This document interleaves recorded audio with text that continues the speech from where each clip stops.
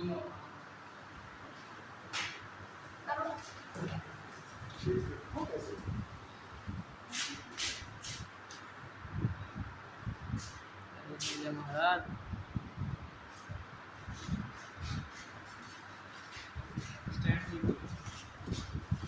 कल क्लास नहीं किया पहली बार कॉल आया जो पहले कल कोई आया था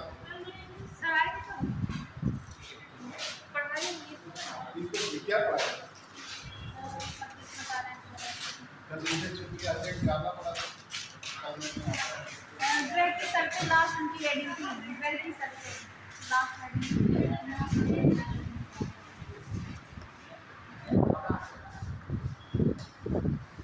सोलर सिस्टम ने कहा भी चलो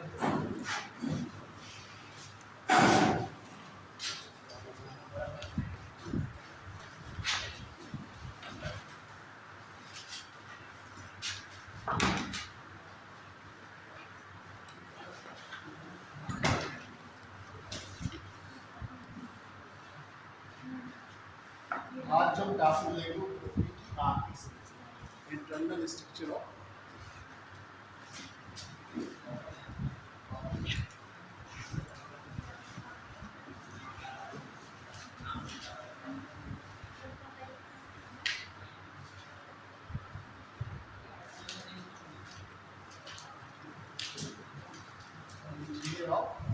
इंटरनल स्ट्रक्चर ऑफ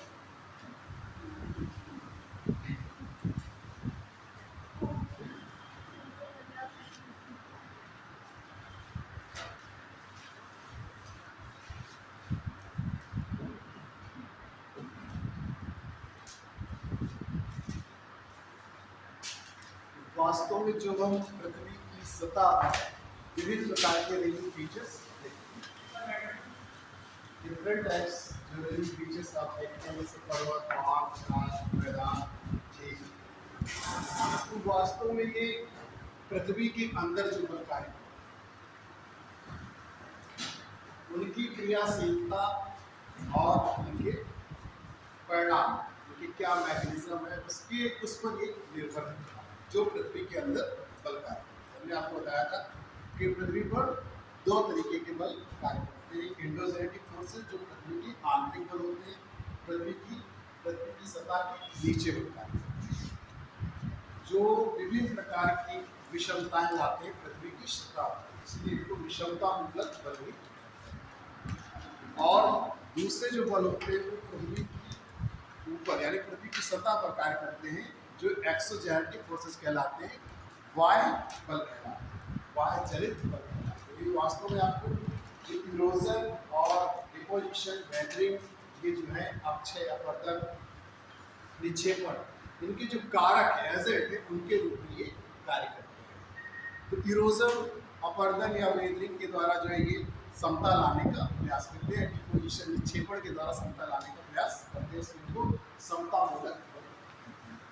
तो चूंकि पृथ्वी पर की सतह पर विभिन्न प्रकार के हमारे एनर्जी फीचर्स दिखाई देते हैं उच्चावच दिखाई देते हैं जो पृथ्वी के अंदर कार्यरत जो बल है उनके मैकेनिज्म उनकी विधि उनकी क्रियाशीलता एक्टिविटी और उनका जो परिणाम उस पर निर्भर करता है। इसलिए हमें पृथ्वी की आंतरिक संरचना के बारे में जानना जरूरी हो जाता है कि पृथ्वी की आखिरकार जो हमारी पृथ्वी है तो इसकी आंतरिक संरचना क्या एक समान है या अलग है।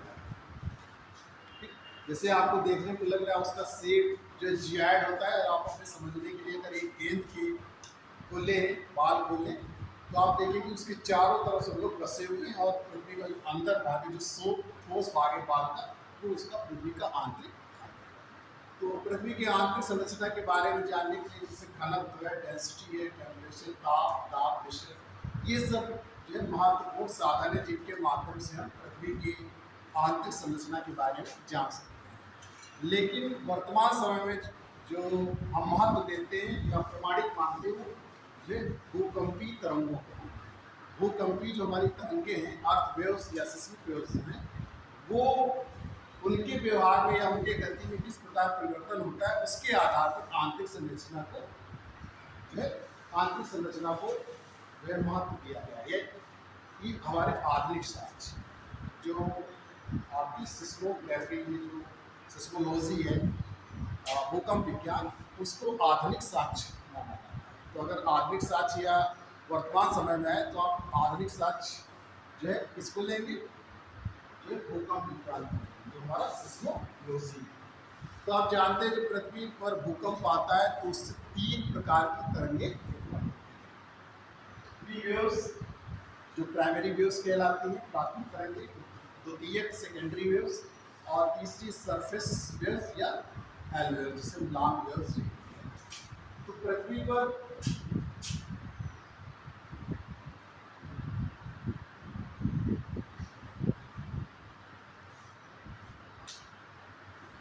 जब आप देखा गया कि पृथ्वी की जो तरंगें जो भूकंप आती है वो पृथ्वी के एक छोर से दूसरे छोर की तरफ चली जाती है। इस तरंगें जो होती है वो मेंटल से वक्राकार रूप, और एस वेव जो है, सरफेस वेव जो है, वो केवल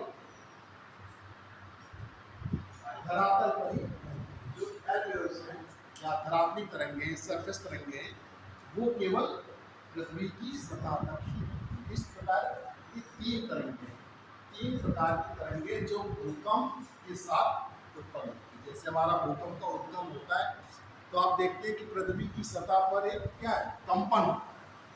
पृथ्वी की सतह पर कंपन होना ही भूकंप कहलाता है।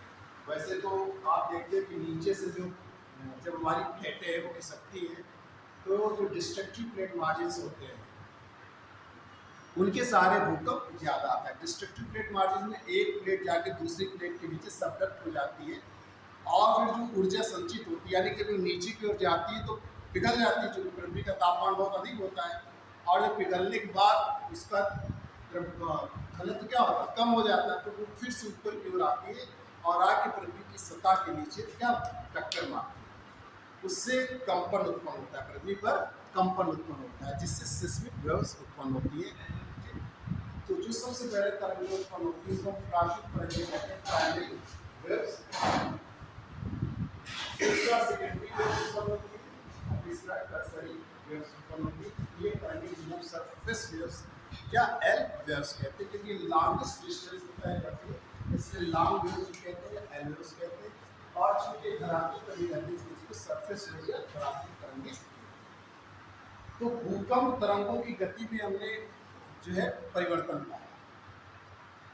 अगर पृथ्वी की आंतरिक सुरक्षा एक समान होती तो उनकी गति में कोई परिवर्तन ना होता। तो देखा यह गया कि पृथ्वी के अंदर जो तरंगे, भूकंपी तरंगे हैं, उनकी गति और उनके द्वारा तय किए गए पथ जो है, तय किए गए पथ या रास्ता, मार्ग जो है, उसमें परिवर्तन हुआ। जैसे टी वेव्स हैं, हमने आपको बताया कि टी वेव्स पूरी तरीके से चली जाती है एक छोर से दूसरे से। एस वेव्स जो है मेंटल से टर्न ले लेती, वक्राकार रूप ले लेती, और एस और एल वेव्स जो धरातल तरंगें वो केवल पृथ्वी की सतह तक ही। तो इस तरीके से जैसे जैसे उनके घनत्व में अंतर पाया जाता है वैसे वैसे पी तरंगों की गति में भी अंतर पाया जाता है।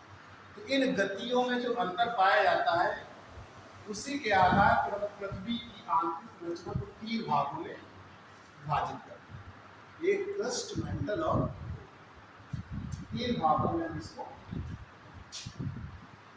क्रस्ट, मेंटल और कोर, ये 3 भाग बना दीजिए।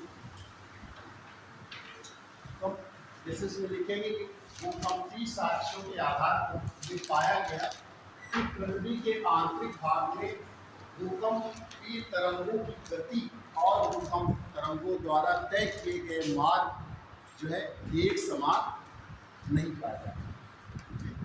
इस असमानता के कारण ही जो है हम पृथ्वी की आंतरिक संरचना को 3 भागों में विभाजित करते हैं। तो आप देखना चाहिए भूकंपीय साक्ष्यों के आधार पर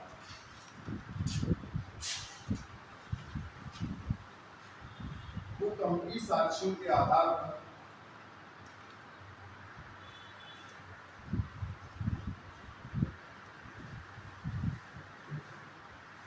भूकंपीय साजिशों के आधार पर ये पाया गया भूकंपीय तरंगों की गति व उनके द्वारा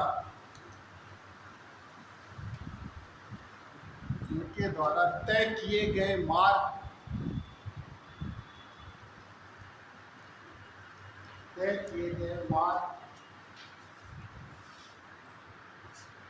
में पृथ्वी के आंतरिक भाग में एक समानता नहीं पाई जाती है।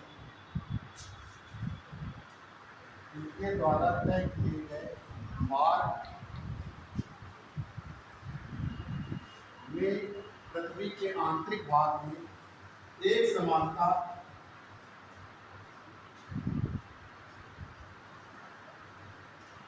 नहीं पाई जाती है।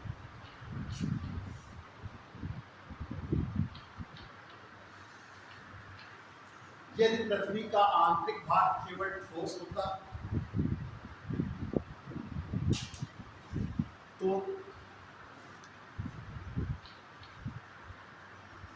तरंगों की गति व उनके द्वारा तय किए गए मार्ग में एक समानता पाई जाती है।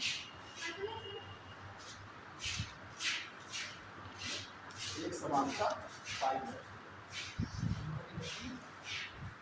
एक समानता पाई जाती है। यदि एक समानता पाई जाती है यदि आंतरिक भाग द्रव अवस्था में होता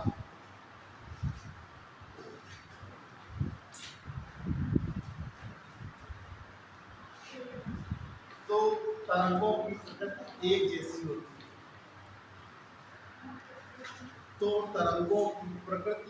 जैसी होती है।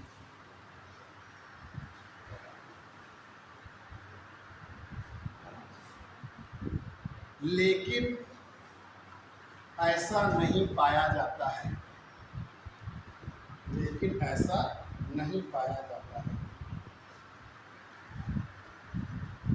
अतः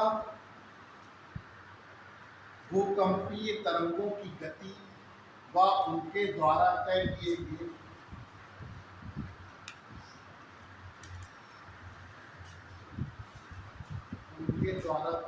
गए मार्ग के आधार पर पृथ्वी की आंतरिक संरचना को 3 भागों में विभाजित किया जा सकता है।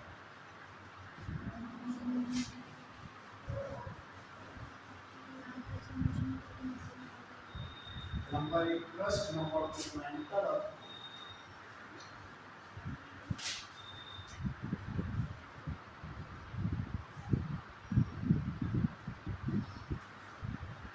अब हम आपको एक चित्र डायग्राम बना रहे हैं उसके माध्यम से क्रस्ट, मेंटल और कोर को बताएं। पहले आप इस डायग्राम को बना लें पूरे पेज में। हम इसका एक हिस्सा लें, अर्थ है और इसका एक हिस्सा लें 1/4 है वही चीज केवल 1/4 इसका हिस्सा लें। तो आप इसको बनाएं।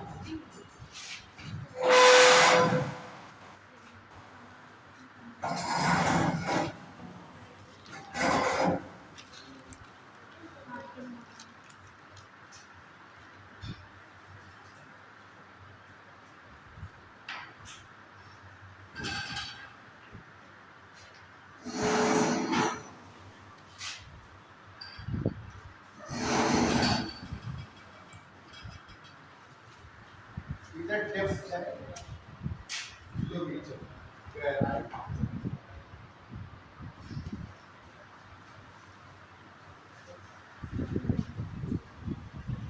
पृथ्वी की सतह से लेकर 100 किलोमीटर की गहराई पृष्ठ पाई।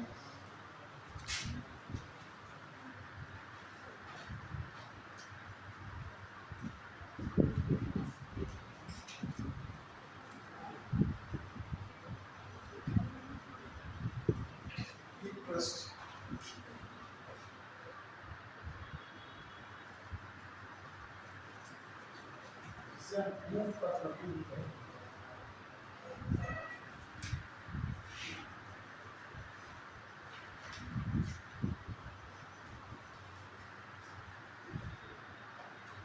फिर 100 से 200 किलोमीटर का जो क्षेत्र होता है वो लो वेलोसिटी जोन कहलाता है, निम्न गति का। अभी हम सबको पता है क्यों इसको क्या कहता है।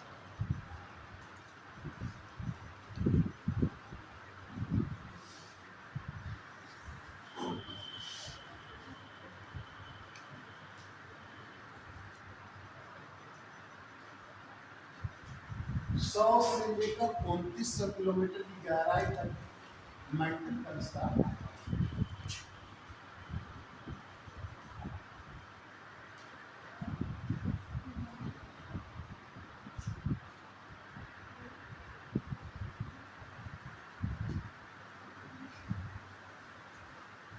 उनतीस सौ किलोमीटर की गहराई तक मेंटल का विस्तार पाया जाता है। इसमें भी डेंसिटी के आधार पर दो भाग कर दिए जाते हैं। 700 किलोमीटर तक की गहराई के भाग को अपर मेंटल,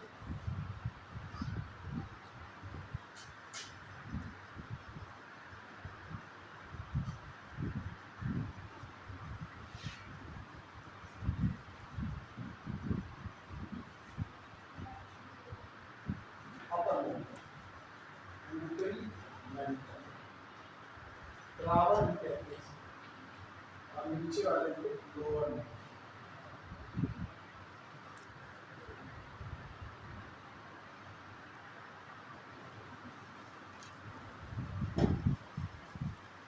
निचला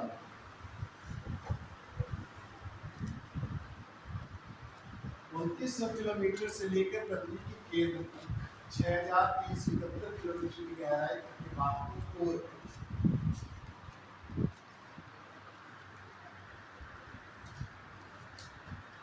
इसमें भी 5400 किलोमीटर की गहराई तक के ऊपरी भाग को अपर कोर और नीचे वाले भाग को लोअर कोर।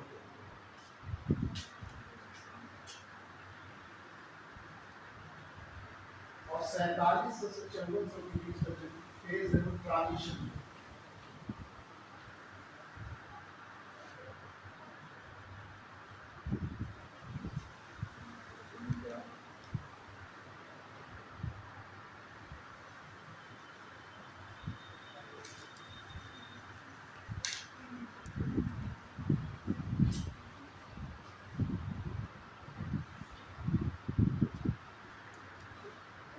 कोर या क्लोर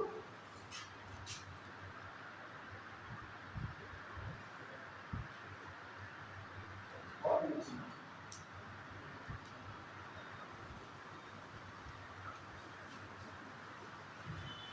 ये आप डायग्राम बनाएंगे तो फर्स्ट की विशेषता क्या है, मेंटल की विशेषता क्या है और कोर की विशेषता क्या है वो हम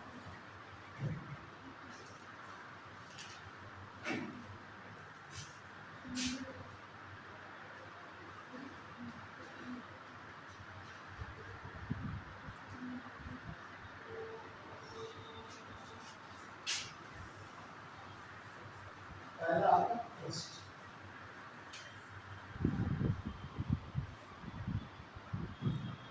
ग्राफ इसके ऊपर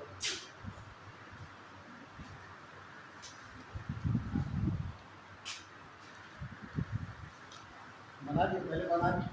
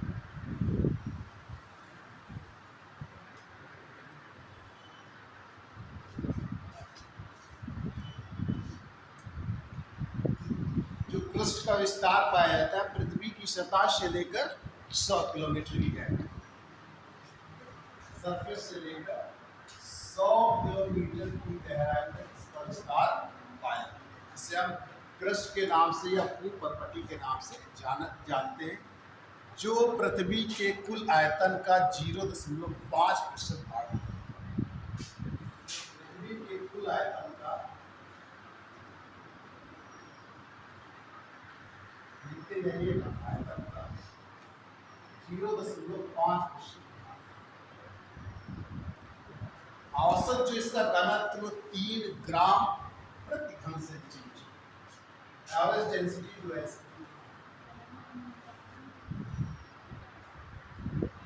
3 ग्राम प्रति घन सेंटीमीटर, 1 सेंटीमीटर इसका औसत है।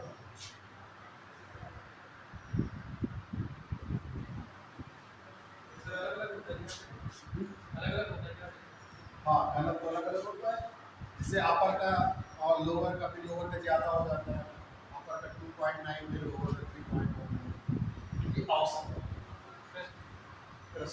क्रस्ट में भी जैसे जैसे नीचे की ओर जाते हैं वैसे वैसे घनत्व बढ़ता है, और इसी वजह से तरंगों की गति बढ़ती है। तो एक औसत घनत्व भी लिया जाता है सब जगह। तो क्रस्ट का जो औसत घनत्व है वो 3 ग्राम प्रति घन सेंटीमीटर।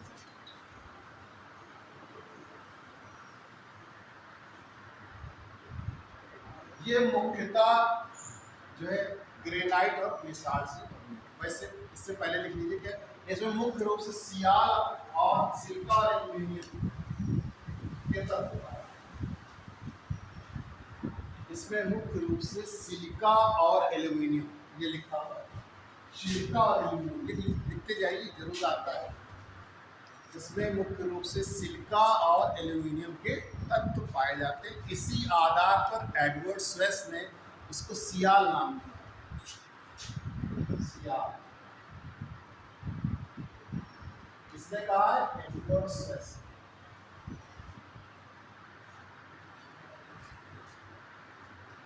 इसी आधार पर एडवर्ड स्वेस ने इसे सियाल नाम दिया, क्योंकि सिलिका और एल्यूमिनियम की मात्रा अधिक है।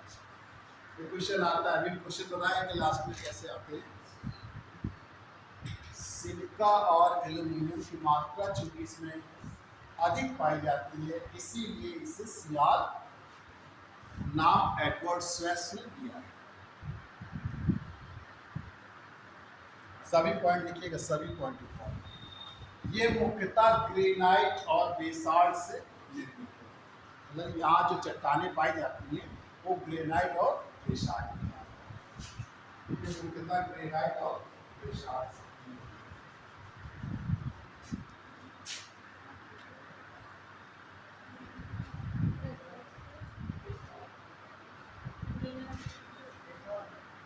ग्रेनाइट और बेसाल्ट जो रॉक्स होती है,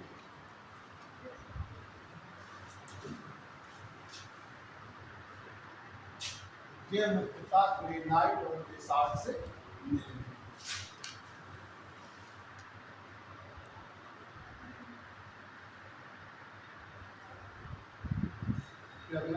महाद्वीपों की तुलना में महासागरों के नीचे, महाद्वीपों की तुलना में महासागरों के नीचे की भूपर्पटी या क्रस्ट, महाद्वीपों की तुलना में महासागरों के नीचे की भूपर्पटी या क्रस्ट जो लिखना चाहें की मोटाई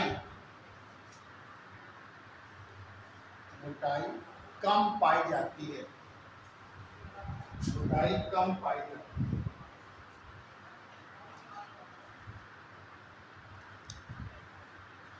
सर महाद्वीप और महासागर में डिफरेंस क्या है?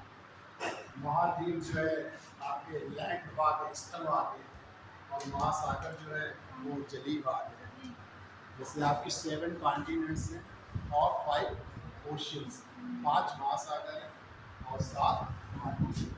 तो जो लैंड भाग है वो आपके कॉन्टिनेंट है, और जो जलीय भाग है जिसको महासागर कहते हैं वो जलीय भाग और आपका ओशियन। सर जलीय भाग के नीचे भी तो लैंड होता है। हाँ, लैंड होता है, उसकी भी इसी तरीके की स्थलाकृति होती है। तो जलीय भाग में लिया गया, ये ऊपर भाग में लिया गया, प्लेटेड वो बहुत नीचे भाग में पाया जाता है जहाँ जल अधिक मात्रा है। वही है भूपर्पटी लैंड जो आप देख रहे हैं, भूपर्पटी कृष्ण उसी की मोटाई की बात है। वहाँ पर कम पाई जाती है और वहाँ पर अधिक।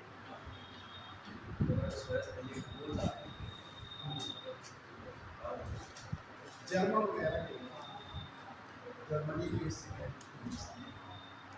तो वो आपसे नहीं पूछा जाएगा, आपको मुख्य रूप से सियाल, सीमा और निफे जो होगी आपको बताएंगे वो पूछा जाएगा कहाँ। सर जैसे एक ही कॉन्टिनेंट में कई सारी सीजन प्लेट्स हो सकती हैं, इसी तरह इसमें भी होता है। छोटी प्लेटें कई सारी होती हैं, बड़ी प्लेटें कई माइनर प्लेट्स। हाँ, ओशियानिक की प्लेट है, आपकी जो पैसिफिक प्लेट है ओशियानिक नेचर के ऊपर, जिसका ज़्यादा भाग पैसिफिक प्लेट का ज़्यादा भाग जलीय है तो उसका नेचर ओशियानिक है। और जैसे आपके नॉर्थ अमेरिकन कॉन्टिनेंट है, नॉर्थ अमेरिका प्लेट है, साउथ अमेरिका प्लेट है, इंडोनेशिया, ऑस्ट्रेलिया, इंडियन प्लेट है, तो ये सब क्या कहते हैं लैंड इसमें ज़्यादा है तो उसका नेचर जो है कॉन्टिनेंटल है। दो तरीके की प्लेटें होती हैं, कॉन्टिनेंटल एक ओशियानिक जिसका जैसा नेचर। हम कल बताएंगे उसको, आप बता देंगे तो आप जी आप कॉन्टिनेंट्स और ओशियंस के बारे में बताएंगे। जी फिर इसके बाद हम रॉक्स के बारे में, जैसा आप कहेंगे, नहीं तो हम रॉक्स के बारे में बताएंगे। देखिए इसमें लिखिए कि महाद्वीपों के नीचे औसत गहराई, महाद्वीपों के नीचे भूपर्पटी की औसत मोटाई 35 किलोमीटर व महासागरों के नीचे 5 किलोमीटर होती है।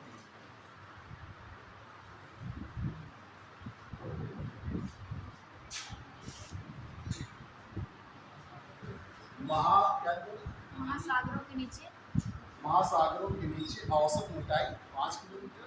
पहले बोला है महाद्वीपों, महाद्वीपों के नीचे भूपर्पटी की औसत मोटाई 35 किलोमीटर 35 और महासागरों के नीचे 5 किलोमीटर। ओशियन के नीचे 5 किलोमीटर, अटलांटिक के नीचे।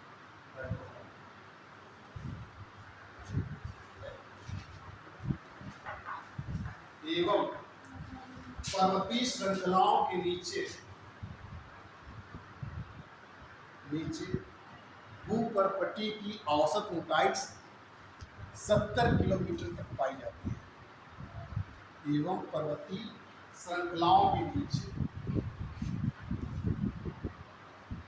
भूपर्पटी की मोटाई 70 किलोमीटर तक पाई जाती है।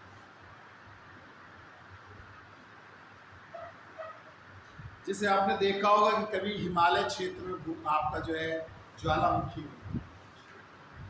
सुना है आपने, ज्वालामुखी का उद्गार कभी आपने जो है हिमालय में,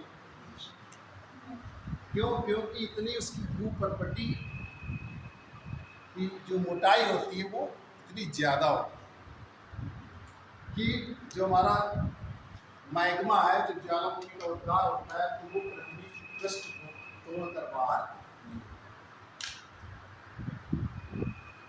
इसीलिए एक बार क्वेश्चन पूछा गया था आखिरकार हिमालय क्षेत्र में ज्वालामुखी का उद्गार क्यों होता, तो उसका आंसर यही था कि भूपर्पटी की मोटाई, माँ आपको डिजिट नहीं बता रही थी 70 किलोमीटर, बस इतना कि उसकी मोटाई क्या होती है, उसको तोड़ के बाहर।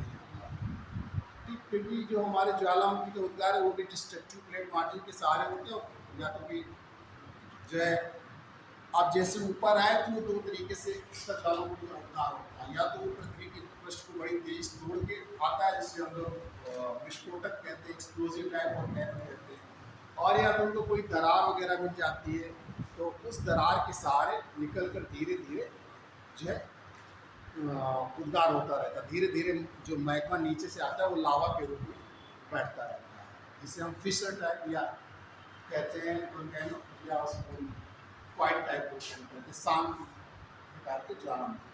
इसमें क्योंकि उनको रास्ता मिल जाता है निकलने का मैग्मा को, वो मैग्मा धीरे धीरे रिसता रहता है ऊपर की तरफ आगे रिस रिस के जो है चारों तरफ रहता है। तो इसमें वास्तव में जो महाद्वीपों के नीचे जो चट्टानें पाई जाती हैं वो ग्रेनाइट की होती है, और जो जो महासागरों के नीचे की चट्टानें वो मुख्य रूप से बेसाल्ट। ये भी महाद्वीपों के नीचे की चट्टानें ग्रेनाइट से और महासागरों के नीचे बेसाल्ट से निर्मित या बेसाल्ट पाई जाती है।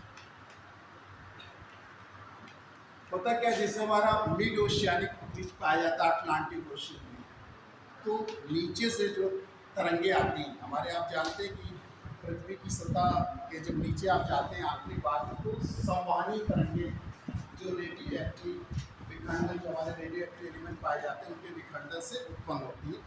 तो ऊपर की ओर जो तरंगे आती हैं और वो तरंगे मिड ओशियानिक रिज के सहारे आती हैं और फिर ऐसे पृथ्वी की सतह के नीचे मुड़ जाती हैं। इससे मिड अटलांटिक ओशन ऐसे आए और ऐसे ही मुड़ गए जब पृथ्वी की सतह के नीचे पहुँचती है। तो लगातार अपनी जो है अपने साथ चूंकि मैग्मा लाती है और लगातार जो है विक्षेपण करती जाती है, जिससे हमारी नई पृष्ठ बनती जाती है महासागर में। ठीक, नई पृष्ठ लगातार बनती जाती है और चूंकि वही मैग्मा जो आता है वो बेसाल्ट के रूप में जमा होता रहता है। तो इसीलिए महासागरों की जो पृष्ठ होती है वो मुख्यतः किससे, बेसाल्ट से बनती है। लेकिन ये जो निकलता है ये आप सोचिए कि इकट्ठा नवीन तो होती जाती है, लेकिन ये धीरे धीरे इनका विनाश भी होता जाता है। जो हमारे ट्रंच है महासागरों में, जो ट्रंच पाए जाते हैं उन्हीं में ये समा जाती है। तो इस तरीके से जो नई पृष्ठ पर बनती जाती है बेसाल्ट, जो निकलती जाती है वो धीरे धीरे उसी में समाती जाती है, इसलिए इकट्ठा नहीं हो पाती। लगातार नई पृष्ठ का निर्माण भी होता है और लगातार उसका विनाश भी होता है। जाके ट्रेंच जो हमारी खाइयाँ हैं, जैसे मैरियाना ट्रेंच आपने सुना, तो उसी में जाकर ये, तो इस तरीके से महासागरों के नीचे जो रॉक्स पाई जाती है, चट्टानें पाई जाती है, वो बेसाल्ट से निर्मित होती है, और जो महाद्वीपों के नीचे रहती है वो ग्रेनाइट। ग्रेनाइट में चूंकि आपकी इंग्लिश रात है आगे,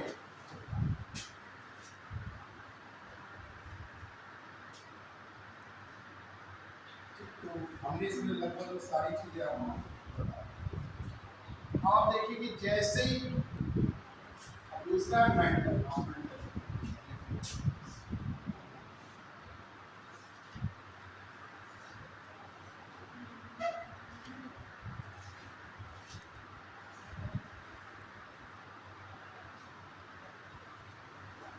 मेंटल का जो विस्तार पाया जाता है वो 100 किलोमीटर से लेकर 2900 किलोमीटर की गहराई तक आता है।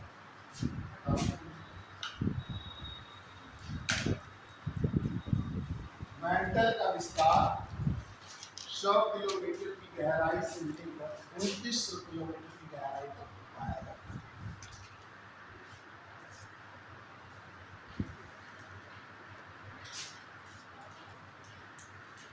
मेंटल का जो ऊपरी भाग होता है वो स्टेनोस्फीयर कहलाता है। मेंटल के ऊपरी भाग को स्टेनोस्फीयर या इसको दुर्बलता मंडल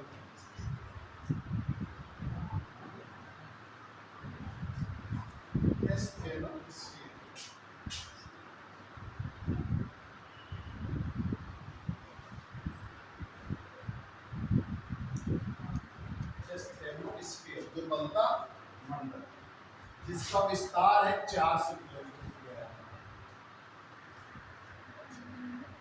मेंटल के ऊपरी भाग को स्टेनोस्फीयर या दुर्बलता मंडल कहते हैं, जिसका विस्तार 400 किलोमीटर की गहराई तक पाया जाता है।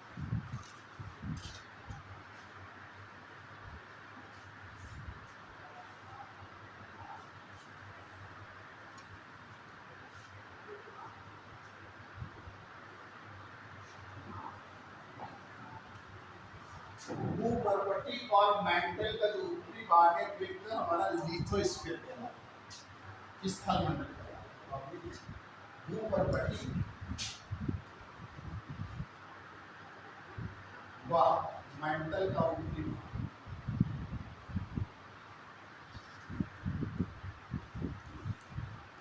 मिलकर लिथोस्फीयर कहलाता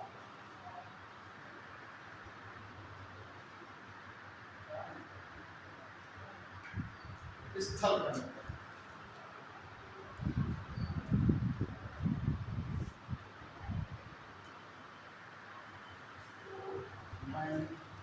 भूप्रपट्टी व मेंटल का ऊपरी भाग मिलकर स्थल खंड कहलाता है, लिथोस्फीयर कहलाता है, जिसका विस्तार 10 किलोमीटर से 200 किलोमीटर की गहराई तक है।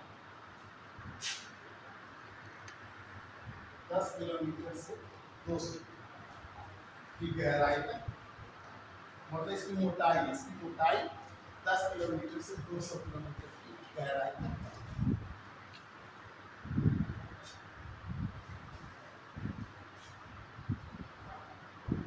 ये पृथ्वी के कुल आयतन का 83% और द्रव्यमान का 68%। पृथ्वी के समस्त आयतन का 83% तथा द्रव्यमान का 68% भाग है।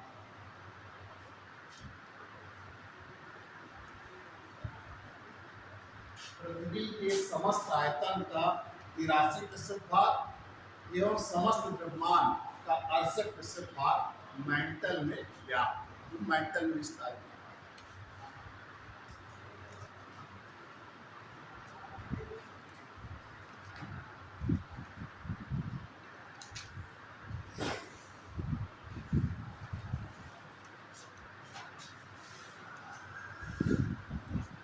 औसत जो घनत्व है इसका 3.4,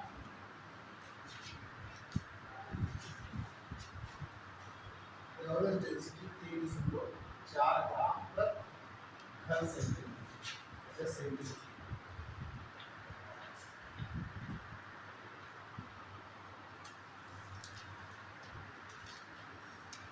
मुख्य रूप से इसमें सिलिका और मैग्नीशियम,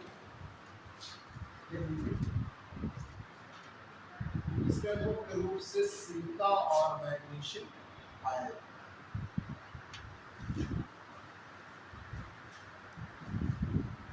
इसमें मुख्य रूप से सिलिका और मैग्नीशियम पाया जाता है, जिसके आधार पर एडवर्ड स्वेस्ट ने इसे सीमा नाम दिया। क्या नाम दिया? सीमा।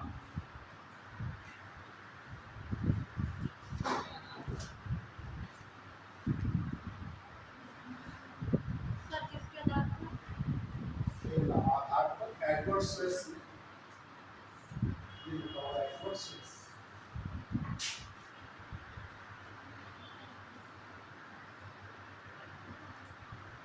एडवर्ड स्वेस्ट ने भी डिवीजन किया, विभाजन किया, जो शियाल, सीमा और निफे के नाम से।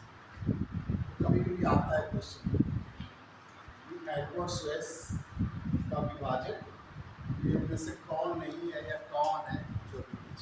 तो सियाल, सीमा और निफे फेमस है, जो उनमें पाए जाने वाले तत्वों के नाम है। इसके आधार पर एडवर्ड स्वेस्ट ने इसे सीमा नाम दिया। अब देखिए, जैसे ही पृथ्वी तरंगे भूपर्पटी से मेंटल में प्रवेश करती है, वैसे उन तरंगों में बड़ी तेजी से गति होती है।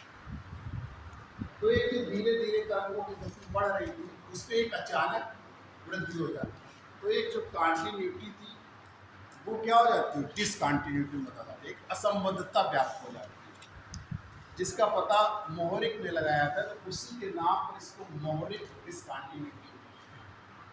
तो मोहरिक डिसकॉन्टिन्यूटी क्रस्ट और मेंटल के बीच में पाया जाता है। या मोहो के नाम से, मोहो असंबद्धता, मोहो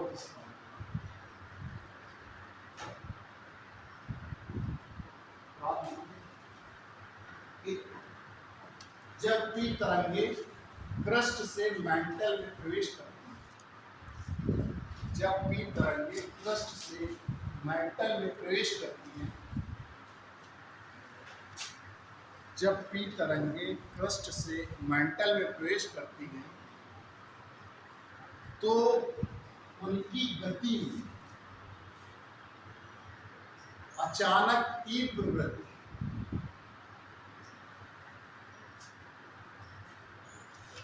अचानक तीव्र 6.2 किलोमीटर पर सेकंड से अचानक तीव्र वृद्धि 6.2 किलोमीटर पर सेकंड से अचानक तीव्र वृद्धि 6.2 किलोमीटर प्रति सेकंड से लेकर 8 से बढ़कर 8.2 किलोमीटर पर सेकंड हो जाती है। 2 किलोमीटर प्रति सेकंड हो जाती है। 6.2 किलोमीटर प्रति सेकंड से लेकर 8.2 किलोमीटर प्रति सेकंड हो जाती है। बढ़ 6.2 किलोमीटर प्रति सेकंड से बढ़कर 8.2 किलोमीटर प्रति सेकंड, जो एक धीरे धीरे पहले बढ़ रही थी, ठीक, जैसे मान लीजिए 5.8 थी, 5.9 हुई, फिर 6 हुई, 6.1, 6.2, तो उस तरीके से नहीं बढ़ी, बड़ी तीव्र गति से अचानक, जिससे एक असंबद्धता व्याप्त हो जाती है, जिससे एक असंबद्धता डिस्कंटिन्यूटी व्याप्त हो जाती है, जिससे एक असंबद्धता व्याप्त हो जाती है।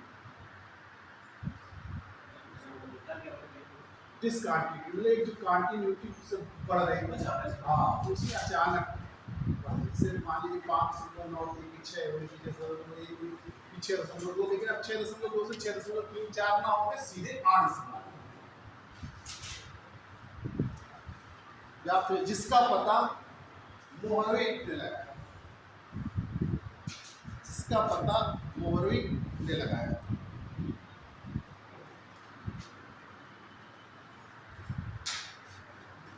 उन्हीं के नाम पर इसे मोहरविक अथवा मोह असंबद्धता कहते हैं। आता है, उनसे पूछा जाता है कि मोह असंबद्धता किस किस के बीच में पाई जाती है।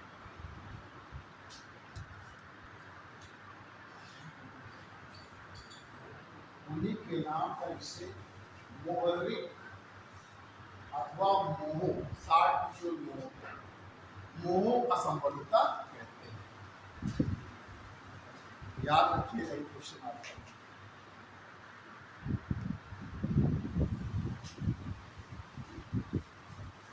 अब देखिए, जैसे अभी यहाँ तो अचानक वृद्धि हो जाती है, लेकिन इसके बाद फिर इसकी गति में बहुत तेजी से वृद्धि नहीं होती, धीमे धीमे वृद्धि होती है, 100 से 200 किलोमीटर। इसीलिए इसको निम्न गति का मंडल पूछा जाता है कि निम्न गति का मंडल कहाँ पाया जाता है, तो 100 से 200 किलोमीटर। अब वृद्धि बड़ी तेजी से नहीं हो रही, धीरे धीरे वृद्धि हो रही। ये ना सोचिएगा निम्न गति का मंडल का मतलब कि उसकी गति कम हो जाती, गति कम नहीं होती, जो बढ़ने की दर थी वो कम हो जाती। ठीक, आप इसलिए 100 से 200 किलोमीटर के क्षेत्र को निम्न गति का मंडल है।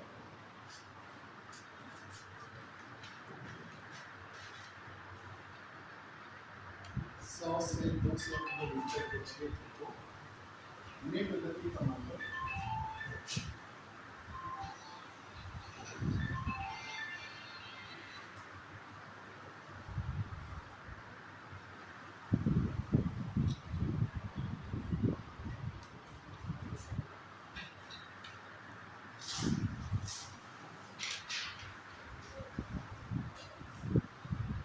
कहते हैं जहां भूकंपी तरंगों की गति मंद पड़ जाती है,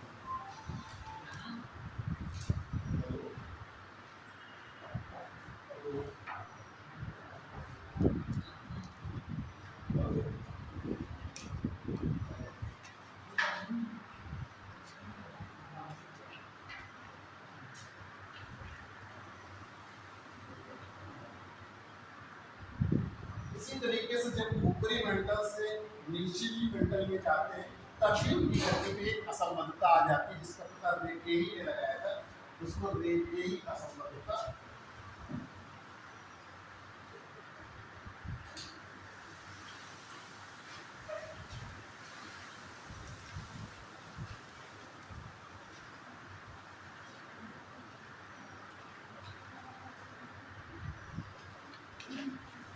रेखीय ही असंबद्धता।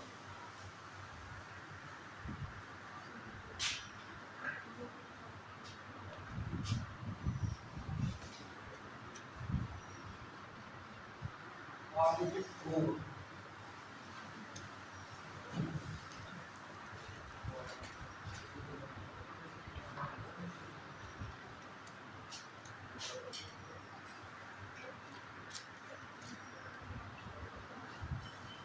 क्रोध भी कहते हैं।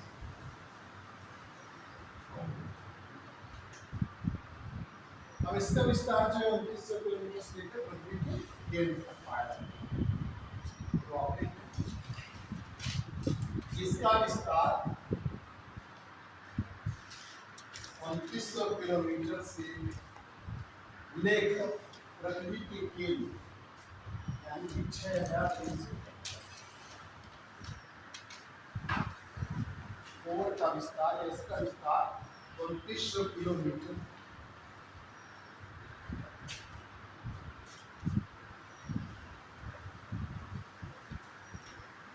से लेकर पृथ्वी के केंद्र तक पाया जाता है।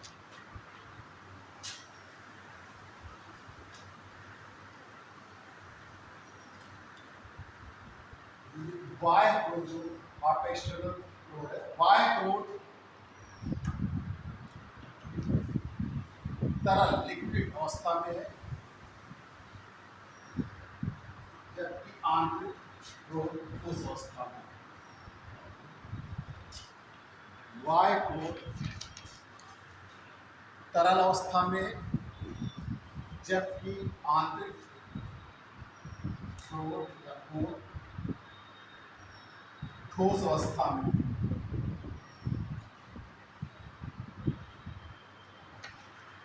इसका जो औसत घनत्व 10 ग्राम प्रति सेंटीमीटर।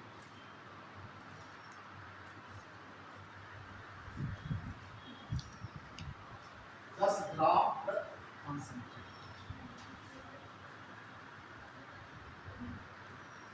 इस समस्त पृथ्वी के आयतन का 16% और समस्त पृथ्वी के द्रव्यमान का 32%। आप इसमें लिख दीजिए, यह पृथ्वी के समस्त आयतन का 16% भाग, यह पृथ्वी के समस्त आयतन का 16% भाग एवं समस्त द्रव्यमान का 32% भाग है।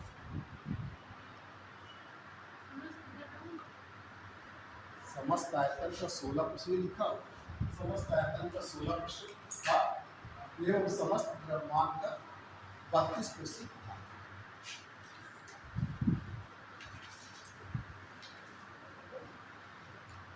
इसमें मुख्य रूप से निकिल और फेरस, निकिल और फेरस के तत्व पाए जाते हैं। 32%। निकिल और फेरस, ये लिखा हुआ, निकिल और फेरस के तत्व पाए जाते हैं।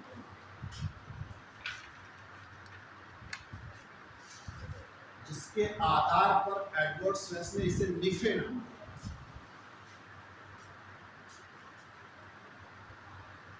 निफे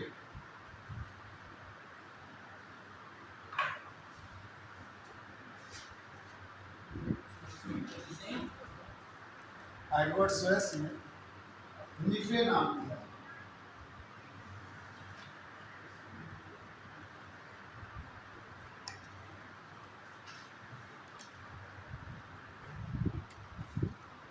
फिर जब पी तरंगे मेंटल से कोर में जाती है तो उनमें फिर से बड़ी तेजी से वृद्धि होती है। 8 जो कि 13 तक पहुंच जाती, 13 किलोमीटर प्रति सेकंड तक। तो इससे एक असंबद्धता व्याप्त हो जाती है जिसका पता गटेनबर्ग ने लगाया था, तो उसको गटेनबर्ग डिसकंटिन्यूटी।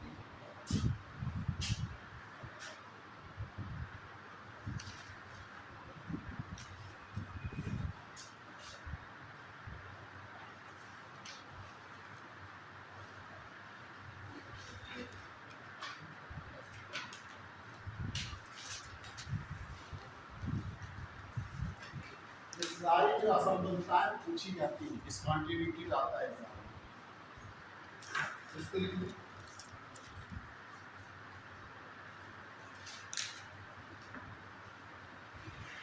पी तरंगे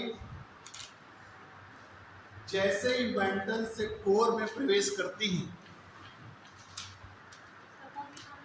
पी तरंगे प्राथमिक तरंगे, पी तरंगे जैसे ही मेंटल से कोर में प्रवेश करती हैं,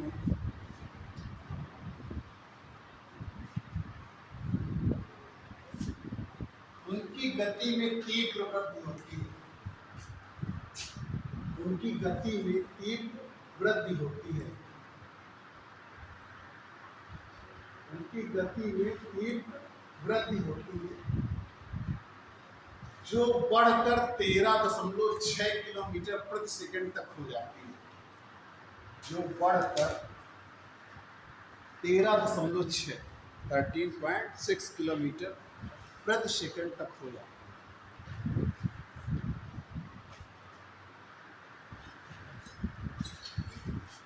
जिससे एक असंबद्धता व्याप्त हो जाती है जिसका पता गटेनबर्ग ने लगाया।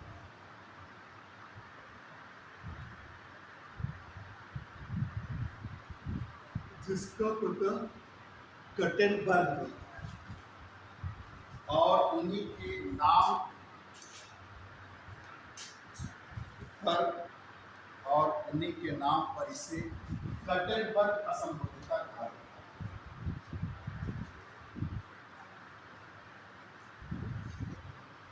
उन्हीं के नाम पर गटेनबर्ग असंबद्धता।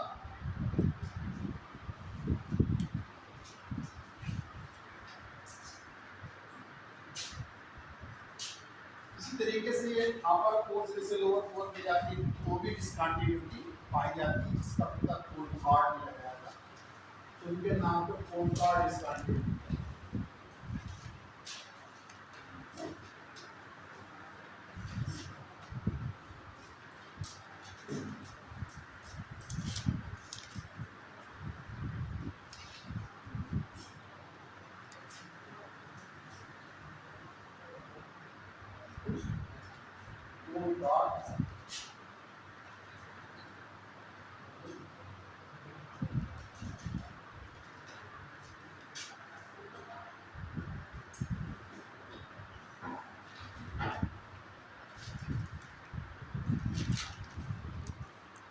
ये इस तरीके से 3 भागों में हम आंतरिक भाग को दिया। अब हम आप बताते हैं कैसे क्वेश्चन आते हैं। लिख लीजिए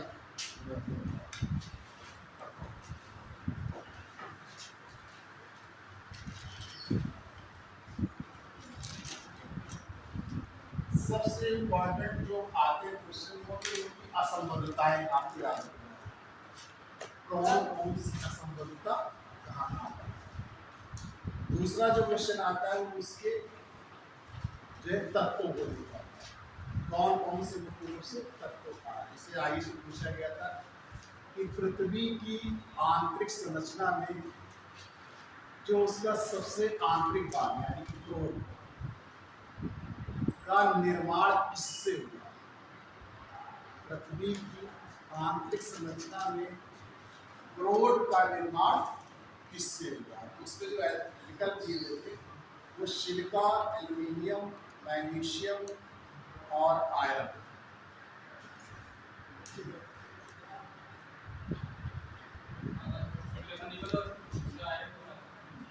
देखिए मुख्य रूप से आयरन से किससे हुआ है। आयरन।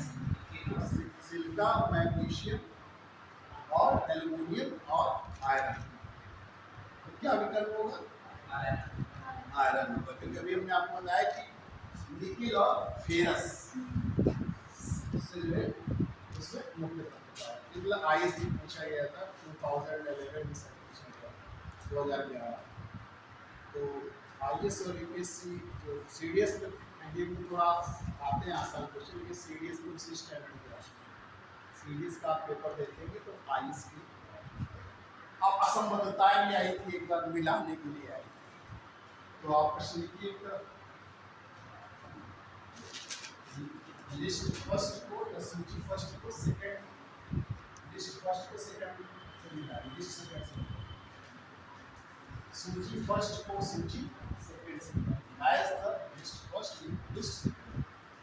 तो इसमें दिया हुआ था इसे मोहो डिस्कंटिन्यू,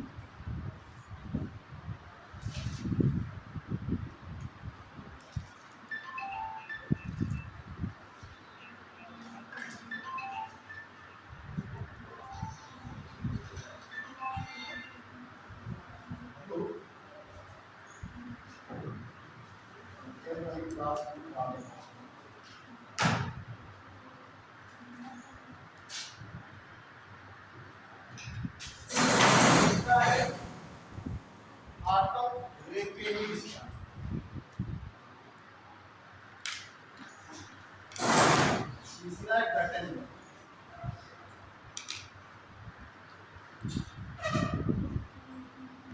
और चौथा है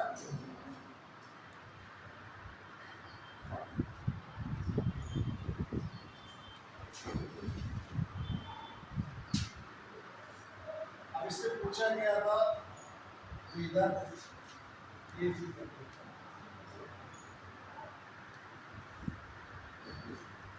lower core and upper core and lower.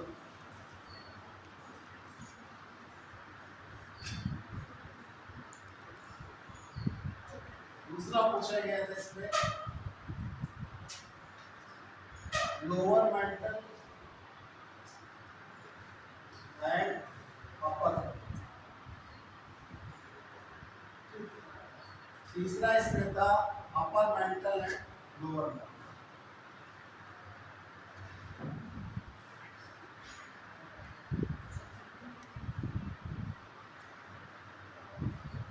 और चौथा था क्रस्ट एंड अपर। ये मैच कराने के लिए है। कभी कभी ऐसे भी पूछते हैं, दोनों ऐसे ज्यादातर जो एनडीए वगैरह तो मोहो और गटेनबर्ग की पूछते हैं कि मोहो असंबद्धता किस किस के बीच पाई जाती है। तो क्रस्ट मेंटल के रूप में भी दिया हो सकता है विकल्प, या क्रस्ट और अपर मेंटल करके भी दिया है। तो क्या होगा, मोहो डिस्कंटिन्यूटी किसके लिए पाई जाती है, किसके लिए पाई जाती है?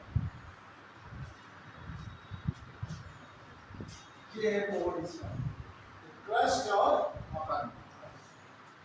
फिर दूसरा रेपेही डिस्कंटिन्यूटी, अपर मेंटल और लोअर मेंटल। फिर गटेनबर्ग डिस्कंटिन्यूटी, लोअर मेंटल और अपर।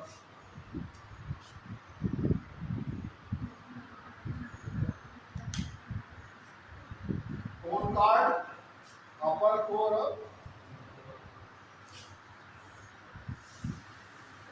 इस तरीके से आपको मैच करना। फिर ऐसे भी आता है क्वेश्चन कि Moho discontinuity is found between, Moho discontinuity कहां पाई जाती है?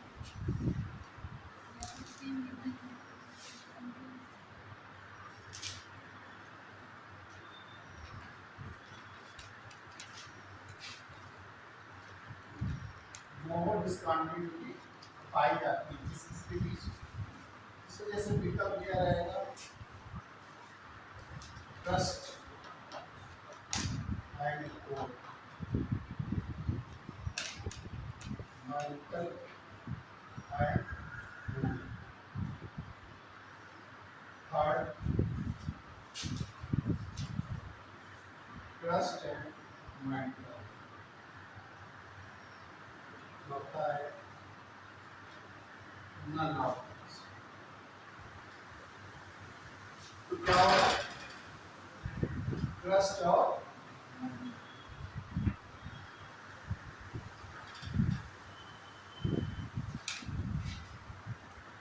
दूसरा क्वेश्चन सुनिए। निम्न में से कौन भूपर्पटी क्रस्ट के बारे में सही है? निम्नलिखित में से कौन क्रस्ट भूपर्पटी के बारे में सही है? पहला लिखिए आप। सर ये वाला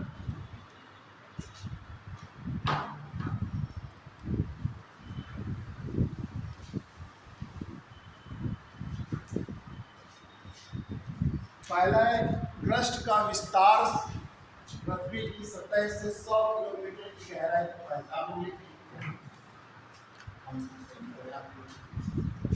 भूपर्पटी के बारे में निम्न में से कौन कथन सही है या नहीं? भूपर्पटी के बारे में कौन से कथन सही हैं या है? पहला देखिए, नंबर 1, भूपर्पटी के बारे में कौन से कथन सत्य है या नहीं? नंबर 1, भूपर्पटी का विस्तार पृथ्वी की सतह से 100 किलोमीटर की गहराई तक पाया जाता है।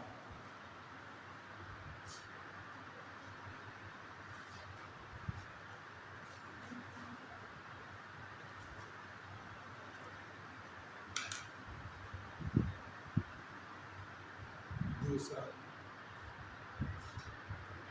महाद्वीपों के नीचे भूपर्पटी की मोटाई महासागरों की तुलना में कम होती है। भूपर्पटी की मोटाई महासागरों की तुलना में कम होती है।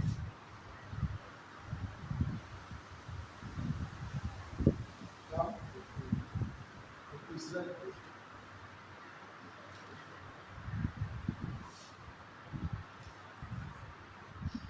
मुख्य रूप से सिलिका और एल्यूमीनियम के तत्व पाए जाते हैं। मुख्य रूप से सिलिका और एल्यूमीनियम के तत्व पाए जाते हैं।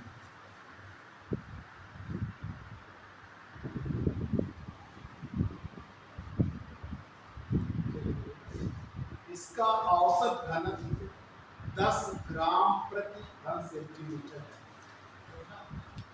चौथा, इसका औसत घनत्व 10 ग्राम प्रति घन सेंटीमीटर है। आंसर के लिए विकल्प प्रति घन सेंटीमीटर है। पहला ए विकल्प लिखिए, 1 2 3 4। ये विकल्प लिखिए, 1 2 3 4 3। 1 2 3 4।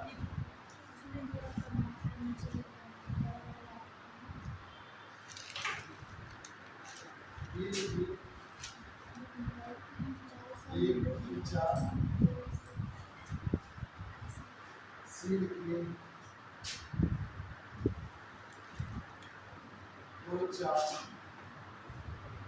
डी लिखिए।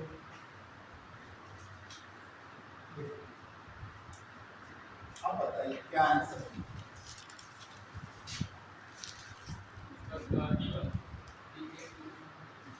एक और 3 सही है। 1 और 3 में क्या है? भूपर्पटी का विस्तार 0 से यानी पृथ्वी की सतह से 100 किलोमीटर गहराई तक पाया जाता है। सही है। दूसरा, महाद्वीपों के नीचे भूपर्पटी की मोटाई महासागरों की अपेक्षा कम। ये गलत है क्योंकि जस्ट इसका उल्टा होता है, महासागरों के नीचे कम पाया जाता है। तीसरा, मुख्य रूप से सिलिका और एल्यूमीनियम के तत्व पाए जाते हैं। सही है। औसत घनत्व 10 जो गलत। अब एक और देख लीजिए, पृथ्वी की आंतरिक संरचना के बारे में कौन सही नहीं है? पृथ्वी की आंतरिक संरचना के बारे में कौन सही नहीं है और है? आप लिख कर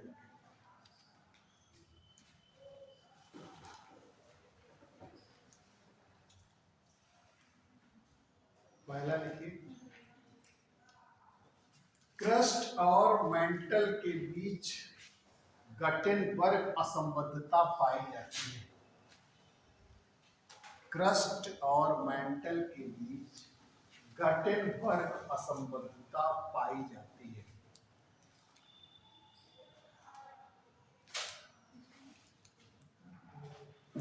गटेनबर्ग असंबद्धता पाई जाती है। दूसरा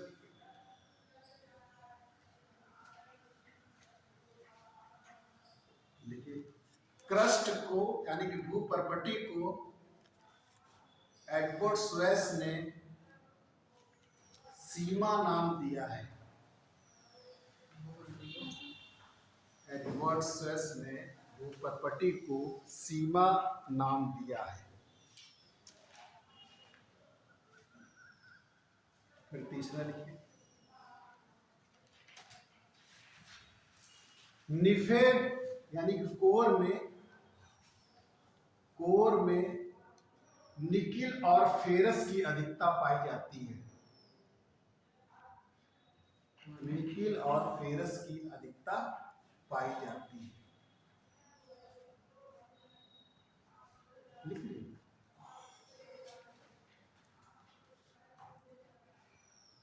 फिर लिखो,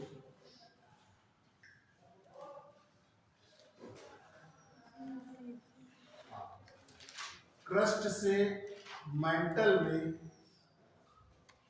प्रवेश करने पर, क्रस्ट से मेंटल में प्रवेश करने पर पी तरंगों की गति, पी तरंगों की गति में अचानक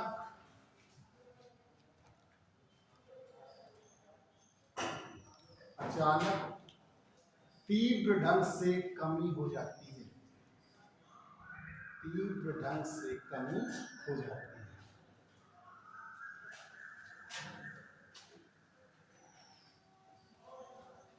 तीव्र ढंग से कमी, 2 3 4 ऐसे रहेगा, फिर 1 2 4 रहेगा, फिर 1 2 3 रहेगा, फिर जो है केवल 3। कौन सही नहीं है? ध्यान रखिएगा। कौन सही नहीं है? हाँ, वही लिखा है ना कि निम्न में से कौन सही नहीं है या है? सही नहीं है या है? अब विकल्प बताना है। कौन सही नहीं हो सकते हैं। कौन सही नहीं है?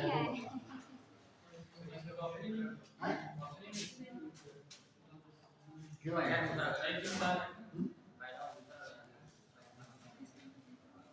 ऐसा ऑप्शन नहीं है। कौन सही नहीं है? ये वाला